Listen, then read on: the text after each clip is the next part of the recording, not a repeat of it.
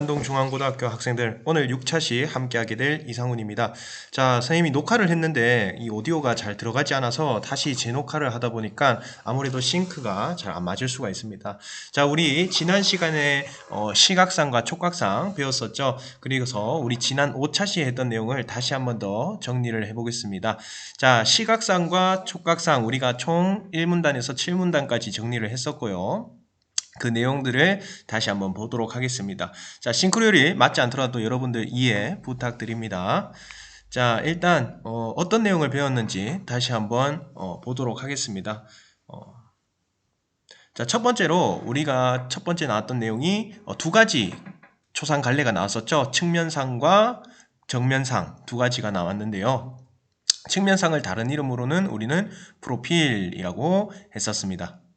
자, 측면상이 말 그대로 어떻게 사람의 얼굴을 그린 건가요? 인물의 옆면을 묘사한 초상 갈래였죠. 예를 들어서 이마와 코, 입 이렇게 옆모습을 그려준 그림이었죠.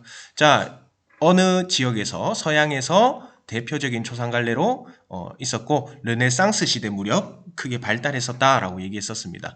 자, 그래서 서양에 주로 그려진 이유는 이 측면상이 인물의 핵심적인 특징을 잘 드러내기 때문이라고 했었죠. 자, 왜 그러면 서양에서 이 측면상이 발달했을까요? 그렇죠. 이 서양인, 흑인, 백인 같은 경우는 측면에서 얼굴 특징이 잘 드러나기 때문이죠. 이와 반대로 우리는 정면상이라는 게 있는데 정면상은 인물의 앞면을 묘사한 초상화 어디서 주로 사용했다? 동양에서 많이 그려진 갈래다라는 거. 자, 측면상은 핵심적인 특징을 잘 드러냈다면 정면상은 인물의 인품이나 특징을 압축적으로 드러내는데 적합했다라고 했었죠. 그래서 우리 탱화라고 하는 임금의 사진이나 그림을 보면 정면상이 대부분 많이 있습니다. 그렇죠. 동양의 대표적인 조상 갈래다.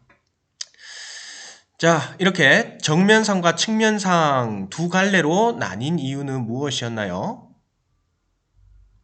그렇죠.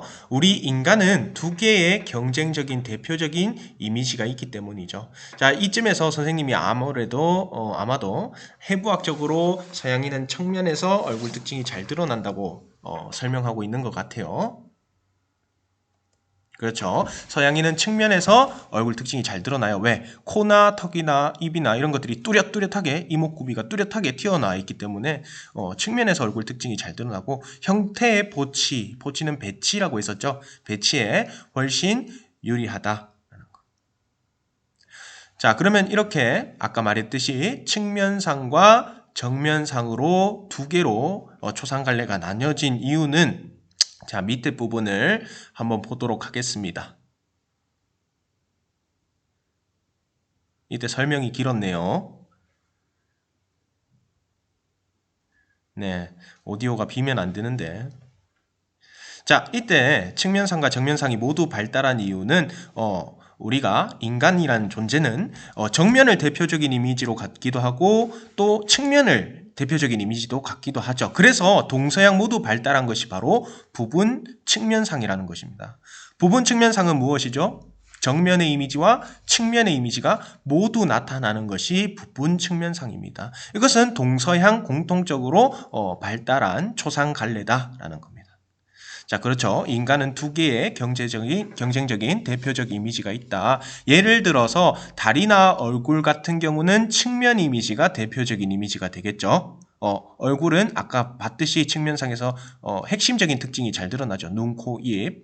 자, 그 다음 눈이라든가 가슴이라든가 배를 그려봐라 하면 보통 정면의 이미지를 그린다는 겁니다. 정면이 대표적인 이미지가 되는 거죠. 자, 예시로 말 같은 경우는 또 물고기지가 아니죠. 물고기, 도마뱀, 이 동물 같은 경우는 또 다른 대표적인 이미지가 있죠. 말, 물고기 같은 경우는 측면 이미지, 도마뱀은 위쪽에서 본 이미지가 대표적인 이미지가 됩니다. 자, 그래서 이 부분 측면상의 대표적인 관례가 무엇이었죠? 고대 이집트 그림인 늪지로 사냥을 나간 네바문에서 잘 드러납니다.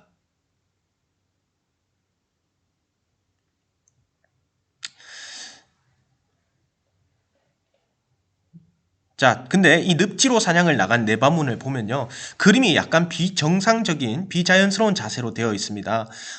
사람의 눈은 정면을 보고 있는데, 가슴 또 정면인데, 다리나 또 얼굴 같은 경우는 측면을 보고 있다는 거죠. 그래서 정면과 측면이 자연스럽게 봉합된 것이 아니라 신체 부위에 따라 편의적으로 봉합됐다.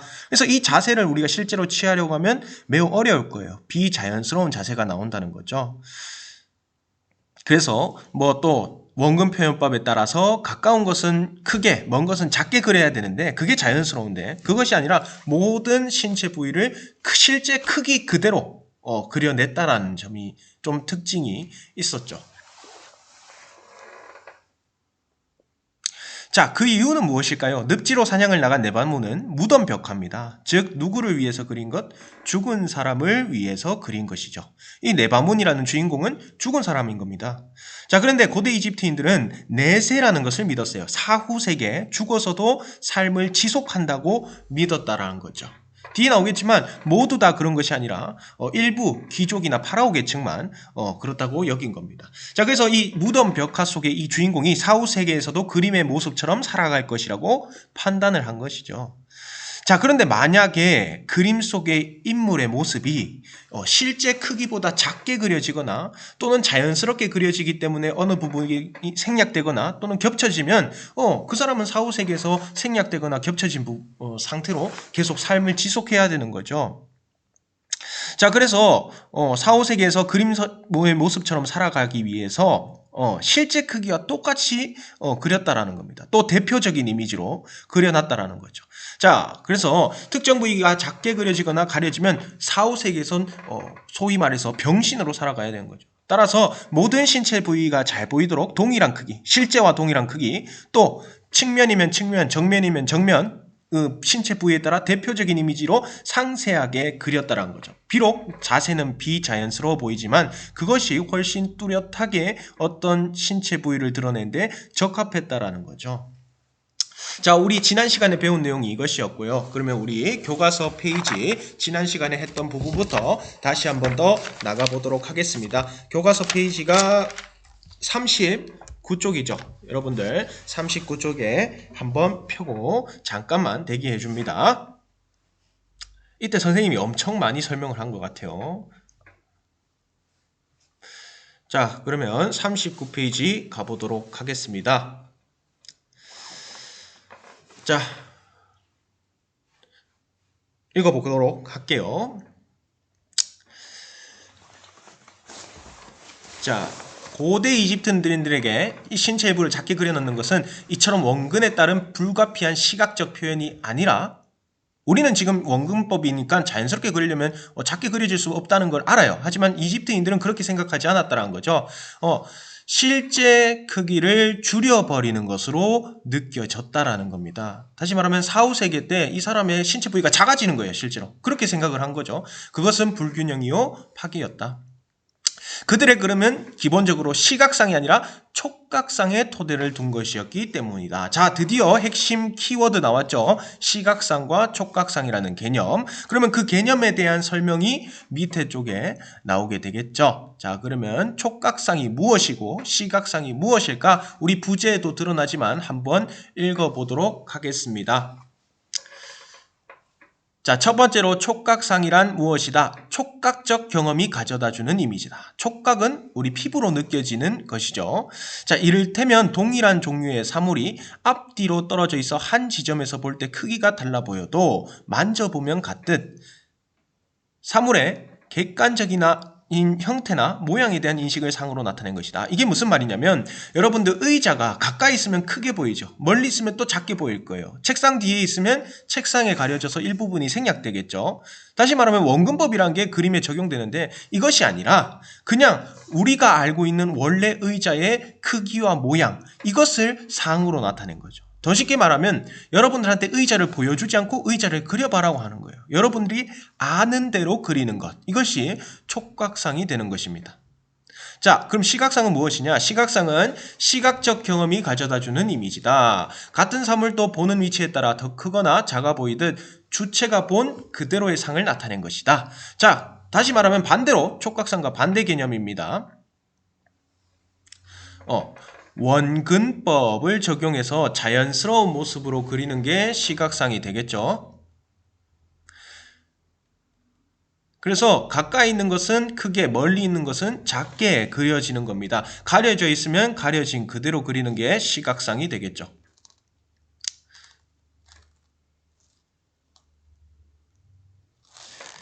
자, 시각상 자연스러운 모습대로 그리는 것입니다. 촉각상은 자연스럽진 않지만 촉각상은 내가 인식한 대로 그리는 것, 내가 인지하고 있는, 뭐라고 칠까요? 좀 느렸던 것 같아요. 사물의 모습, 모양을 그대로 그리는 것이다. 그대로 원래 크기대로 그리는 것이죠. 그 물체의 형태나 모양에 대한 인식을 상으로 나타낸 거죠. 쉽게 말하면 상상해서 그리는 거예요. 시각상은 보이는 그대로 그리는 것이고요.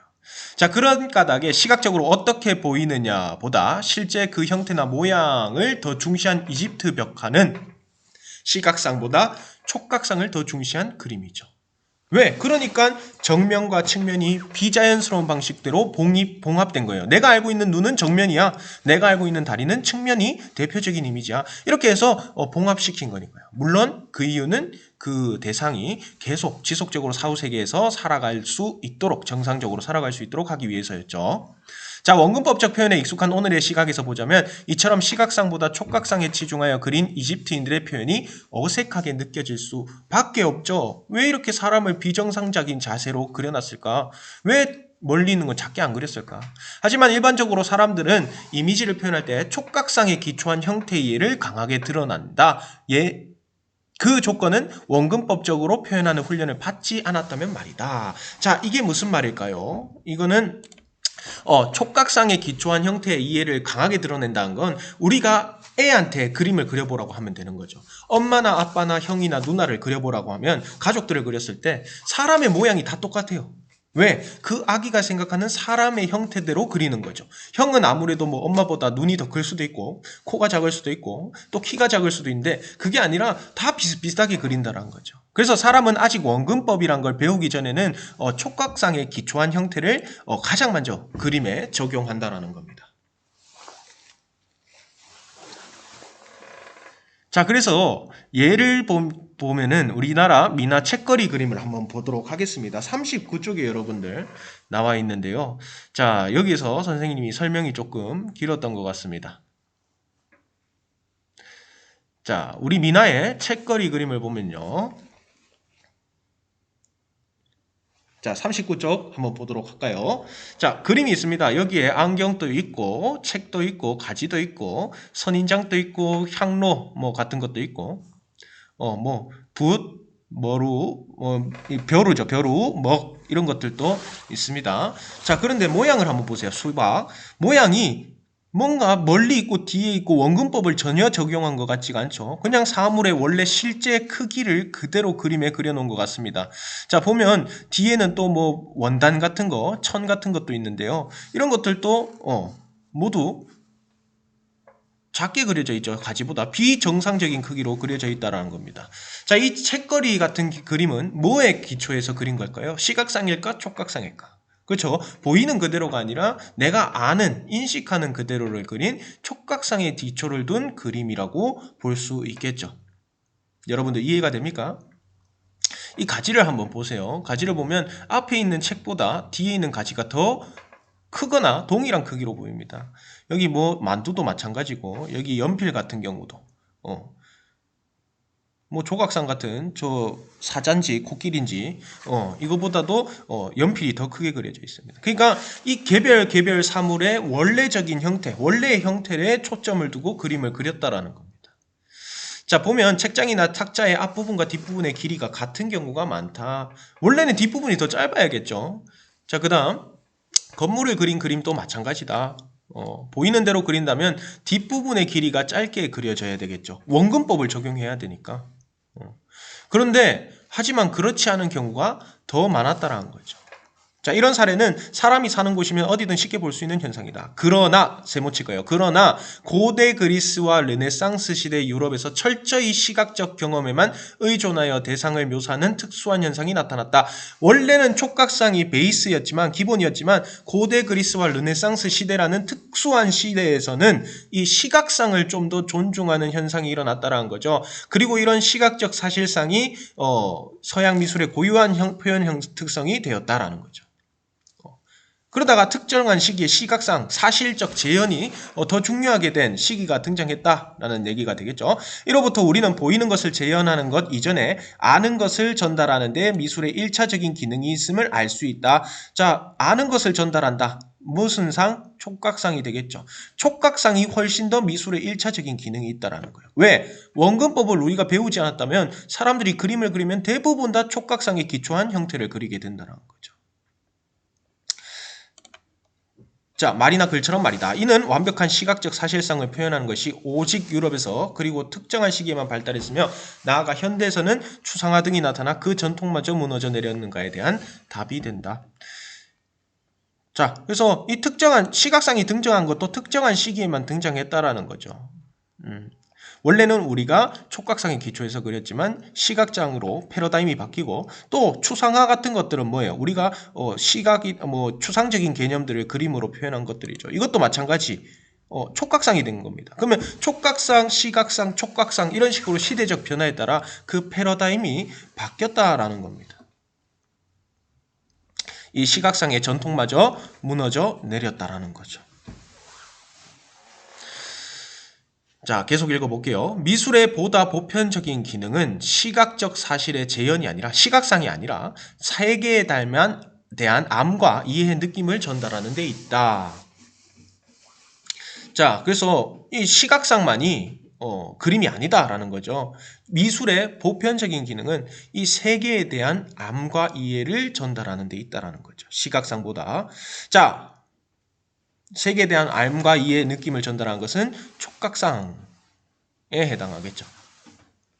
자, 이를 시각적 사실상의 의지에 표현하는 것은 그 전달을 위한 수많은 방법 중에 하나에 불과할 뿐이다. 그래서 우리가 어떤 것을 알고 느끼고 감상한 것을 그림으로 표현하는데 시각상도 그 중에 하나의 방법이라는 거예요. 자, 고대 이집트 벽화로 다시 눈길을 돌려보자. 자, 사람을 그린 그림에도 정면과 측면의 봉합이 아니라 정면이나 측면 어느 한쪽에서 본 보다 사실적인 묘사를 한 그림이 있다. 자, 고대 이집트 벽화 우리 늪지로 사냥을 나간 내바문 배웠었죠. 그 그림을 보면요, 비정상적인 모습이었어요. 사람의 형태가 눈은 정면, 얼굴은 측면, 다리는 측면, 가슴 배는 정면 이런 식으로 편의적으로 봉합되어 있는 비정상적인 자세였는데 정면이나 측면 어느 한쪽에서 본 보다 사실적인 묘사를 한 그림이 있다는 거예요. 무슨 소리냐면 아까 늪지로 사냥을 나간 네바문이 촉각상의 바탕을 두고 그림을 그렸다면 시각상의 바탕을 두고 그린 그림도 있다라는 거죠. 어떤 그림이냐? 농부나 무희를 그린 그림이라는 거죠. 농부나 무희를 그린 그림이 훨씬 사실적으로 또 자연스러운 자세로 그림이 그려져 있다라는 겁니다. 여러분들 41쪽의 페이지에 있는 악사와 무희라는 그림을 한번 보세요. 악사와 무희라는 그림을 보면요. 이쪽에 있는 무희, 춤추는 사람이라던가 피리 불고 있는 사람들은 훨씬 더 자연스러운 자세로 되어 있을 거예요. 그렇죠? 자, 시각상으로 그려졌다라는 거죠. 원근법이 적용됐고 그 다음에 사지 중 일부가 가려지기도 했다라는 거. 가려지거나 생략된 부분이 있다라는 거죠. 예를 들어서 무희 같은 경우에는 머리 뒤쪽에 팔이 이렇게 가려져 있는 부분 보이나요? 그 다음에 악사 왼쪽에서 세 번째 있는 사람은 양팔이 앞에 있는 양쪽에 그 악사들에 의해서 팔이 가려져 있습니다. 그렇죠? 농부나 무희는 신분이 어때요, 여러분들? 신분이 낮죠. 고대 이집트 사회도 신분 사회였기 때문에 파라오라는 왕을 밑으로 쭉 신분이 나뉘어져 있었어요. 농부나 무희도 마찬가지 신분이 낮은, 제일 낮은 존재였는데 이 신분이 낮은 존재는 시각상에 가깝게 그렸다는 겁니다. 자연스럽게 신체적인 일부가 가려져도 상관이 없다라는 거죠. 파라오나 귀족처럼 높은 신분을 그릴 때는 촉각상에 가깝게 그렸다는 거. 자, 우리는 이 벽화에 세계의 질서에 대한 이집트인들의 생각이 담겨 있음을 확인할 수 있다라는 거죠. 자, 이게 무슨 뜻이냐? 왜 신분이 높은 사람들은 촉각상에 가깝게 그리고 신분이 낮은 사람은 시각상에 가깝게 그렸을까? 여기에 이집트인들의 어떠한 생각이 담겨 있다라는 거죠. 자, 농부나 무인은 신분이 낮기 때문에 이 사람들은 사후세계가 없다고 본 거예요. 이집트인들이. 너희들은 이 현세만 살고 너희들은 죽어서는 그냥 끝이야. 이렇게 생각을 한 겁니다. 또 근데 반대로 파라오나 귀족은 이 사람들은 영생을 약속받은 사람이에요. 너희들은 죽어서도 계속 살아가야 돼. 자, 그러니까 벽화를 그려줄 때 한 사람은 신체가 생략돼도 되겠죠. 신분이 낮으면 너희들은 어차피 사후세계 없으니까 신체가 생략되거나 작아져도 괜찮잖아. 그런데 파라오나 귀족은 아닌 거예요. 그렇죠? 자, 보이는 대로 그려진다는 것은 찰나의 대상이 된다. 찰나는 아주 짧은 시간을 의미합니다. 그러니까 너희는 지금 살아있는 이 이승에서만 살고 저승의 삶은 없어. 너희는 반드시 멸망하게 될 필명의 운명을 가지고 있는 거야. 라는 고대 이집트인들의 사상을 담고 있는 것이죠. 그러나 아는 대로 그려진다는 것. 다시 말하면 촉각상으로 그려진다는 것은 영원한 질서의 대변자가 되는 것이요. 다시 말하면 너희는 신분이 높아. 너희는 이 삶을 지속해야 돼. 사후세계에서 계속 살아가야지. 신체가 잘려서는 안 돼. 또는 신체가 생략돼서는 안 돼. 이런 거죠. 그래서 영생을 약속받는 거예요. 신분이 낮은 사람들과 대비되는 거죠. 자, 이러한 고대 이집트인들의 이런 고요한 이 세계관념, 세계적인 인식, 신분이라는 그런 인식들이 이 그림에 반영되어 있는 거죠. 그래서 촉각상은 시각상에 비해 이런 진리의 전달 또는 자신의 생각이라든가 추상적인 것을 전달하는데 훨씬 유리한 이미지다라는 거죠. 이해가 조금 되나요, 여러분들? 다시 말하면 고대 이집트 벽화, 네바문과 악사와 무이 이 두 개를 비교하면 이 속에는 고대 이집트인들의 신분제라는 세계관이 담겨 있다라는 겁니다. 이해 됐습니까? 왜 두 개가 시각상과 촉각상 나뉘어서 그려졌는지 이해가 되죠? 자, 이 흔히 미술을 공간예술이라고 하지만 이렇듯 미술은 단순히 공간을 시각적 감각에 의지해 파악하고 표현하는 예술이 아니라 다시 말하면 그냥 보이는 그대로를 사실 그대로를 그리는 예술이 아니라 공간과 세계에 대한 총체적 이해를 토대로 그 속에서 벌어지는 갖가지 사건에 대한 우리의 인식과 사유를 다양한 조형 형식에 의존해 표현하는 예술이다라는 겁니다. 사실 그대로만 그리는 것이 미술이 아니다. 그건 이미 사진이 하고 있죠. 자, 우리의 어떤 생각과 사유를 표현하는 것이 진짜 미술이다라는 겁니다. 자, 그러면 시각상과 촉각상 개념과 특징 한번 정리해 보도록 하겠습니다. 여러분들 필기 꼭 해주세요. 자, 시각상과 촉각상의 개념이 나왔었죠. 핵심 키워드인데 자, 시각상은 일단 무엇이었나요? 시각상은 시각적 경험이 주는 이미지. 그렇죠. 주체가 본 그대로의 상을 나타낸 자연스러운 이미지입니다. 그래서 우리가 보이는 대로 그리는 거예요. 앞에 있으면 가까이 있으면 우리 크게, 멀리 있으면 작게 그리는 거죠. 자연스럽게 원근법을 적용한다. 자, 어느 시기에 발달했다? 고대 그리스와 르네상스 시대에 발달했다. 그래서 서양 미술의 고유한 표현 특성이 됐고 고대 이집트 벽화에서도 나타났습니다. 농부나 무의 등 신분이 낮은 존재는 시각상으로 그렸다라는 거죠. 어떤 부분이 신체 일부분이 생략되거나 또는 가려졌다라는 거. 자, 보이는 대로 그려진다는 것은 찰나의 대상이 되는 거고 얘들은 필멸의 운명을 드러내는 것이죠. 그래서 고대 이집트인들의 이러한 사상이 담겨 있는 그림이었다라는 거죠. 자, 이와 반대로 촉각상은 촉각적 경험이 가져다 준 이미지예요. 내가 만져봤던 그 알고 있는 형태, 모양, 그것을 중시해서 그리는 거죠. 그래서 사물의 객관적인 형태나 모양에 대한 인식을 상으로 나타낸 것입니다. 그래서 원래 크기와 모양을 중시한 거죠. 아는 대로 그리기라고 할 수 있겠죠. 자, 예를 들어서 우리나라의 미나 중에 책거리 그림을 보면요. 원근법이 적용됐을까요? 안 됐을까요? 없죠. 원근법적으로 표현하는 훈련을 따로 받지 않았을 경우 일반적인 표현이다. 아기 그림도 마찬가지죠. 아기는 가족을 모두 사람을 똑같이 그린다. 팔 길이가 짧다, 멀리 있다 없다 이런 개념이 없으니까 사람을 똑같이 그리게 되겠죠. 아는 대로. 고대 이집트 벽화에서도 있죠. 파라오나 귀족 등 신분이 높은 존재를 그린 그림, 늪지로 사냥을 나간 네바문 같은 그림이 있었죠. 아는 대로 그려진다는 건 영원한 질서의 대변자가 된다. 신분이 높다라는 뜻이죠. 그리고 너는 사후세계에 계속 살아가야 되므로 신체 일부가 생략되거나 없어져서는 안 된다라는 영생을 약속받는 것입니다. 자, 이렇게 시각상과 촉각상 정리했고요. 핵심 정리 한번 해보도록 하겠습니다. 자, 우리가 이 단원의 학습 목표를 다시 한번 더 생각해 볼 필요가 있는데요. 이 글에 나타난 읽기 과정에 따른 읽기 방법이란 게 나오는데, 우리가 읽기 과정을 총 3가지로 나뉘죠. 읽기 전과 읽기 중과 읽은 후, 이렇게 3방법으로 나뉘는데, 이 읽기 전, 중, 후에 따라서 읽기 방법이 다르다라는 겁니다. 읽기 활동이 있죠. 일단 우리가 어떤 책을 읽기 전에는 무엇을 해야 됩니까? 내가 이 책을 왜 읽는지, 흥미가 목적인지, 정보 습득이 목적인지, 아니면 감동과 교훈을 느끼기 위해서인지 이 읽기 목적을 확인하고 내용이나 사파나 목차를 통해 내용을 예측해야겠죠. 앞으로 무슨 내용이 나올까 예측해보는 활동을 할 수 있습니다. 읽기 중에는 이제 본격적으로 읽으면서 내가 예측한 내용이 맞는지 확인하고 또 질문을 만들면서 읽어야 돼요. 이건 왜 이럴까? 우리 날개를 한번 볼까요? 본문의 날개를 보면요. 왜 이렇게 생각했을까? 왜 이렇게 나올까? 이렇게 질문을 하면서 읽죠. 그리고 그 질문에 대한 답을 찾으면서 글을 읽어 나가고 있습니다. 또 내가 모르는 내용이 있으면 자료를 찾으며 읽고요. 내가 알고 있는 내용은 배경 지식을 활용하며 읽으면서 글을 쉽게 이해하도록 노력해야겠죠. 자, 그다음 예측한 내용을 확인하면서 읽고 또 중요한 내용. 우리가 암기, 특히 이 교과학습을 위해서 이 지문을 읽잖아요. 그러면 암기를 위해서는 중요한 내용들을 기록하면서 읽어야겠죠. 또 궁금한 내용, 더 알고 싶은 내용을 기록하면서 읽으면 풍성한 독서 경험이 된다라는 거. 자, 그럼 다 읽고 나서 뭐 해야 될까요? 새로 알게 된 내용이나 깨달은 점을 정리하고요. 더 읽고 싶은 글에 대한 새로운 독서 계획을 세워야겠습니다. 자, 말고도 뭐 글의 주제라든가 또는 글의 특징 이런 것들도 추가적으로 알아봐야겠죠.